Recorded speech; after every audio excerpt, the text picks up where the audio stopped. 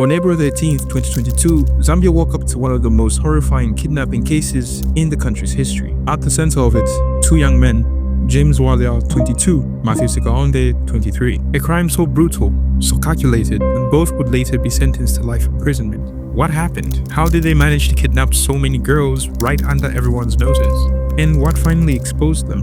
This video is sponsored by Calculator. More on that shortly. Victims' names have been changed to protect their privacy.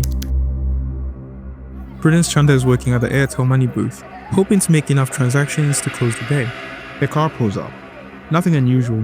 Two men say they want to make a large transaction. They ask her to step closer, then to get into the car. She agrees. The door shuts. The car speeds off. The music is turned up. Her screams are drowned out. And just like that, Prudence Chanda disappears. She is never seen again. James and Matthew repeat the same method. They lure mobile money booth attendants to quiet areas, then abduct them. Later, they adapt. Some victims are former classmates of James, others are students. Between August and September 2022, students from Robert Gordon University in Chilanga start going missing near their boarding houses. Sometimes the men pose as police officers, claiming they're tracking stolen phones. Other times, they use romantic interest.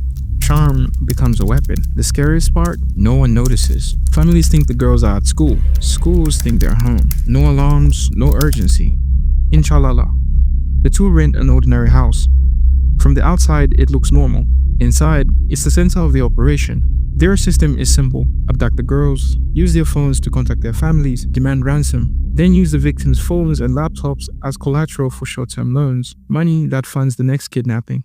Over 60,000 kwacha is collected, 10,000 from each of the 9 nursing students' families, 16,000 from Prudence's family. Here's the horror. Even after payment, no one is released. The calls keep coming.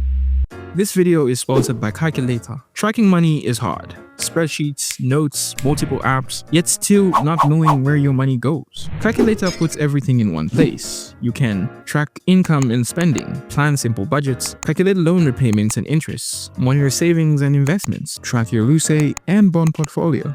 Less guessing, more control. Download Calculator on the Play Store or App Store. Now back to the story.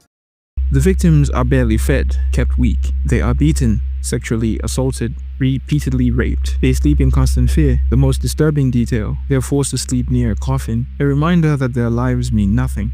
This goes on for 6 months. Prudence suffers the longest, but the nightmare is about to end.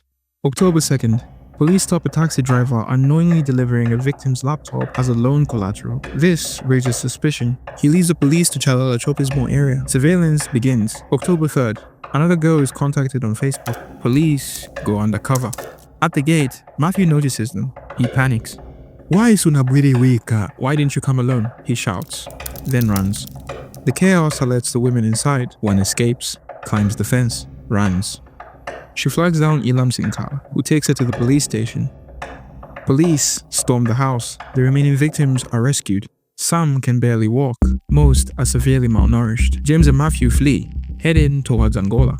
They use the ransom money to escape, but their faces are everywhere.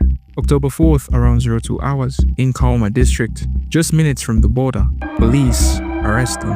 The manhunt is over. They confess on camera, everything. The video goes viral. 13 girls survive unimaginable trauma.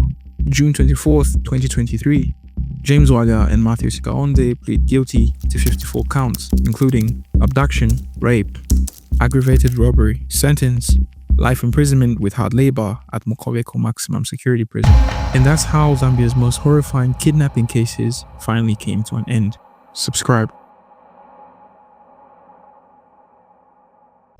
I'd like to apologize to all the families which have longed or which we have longed.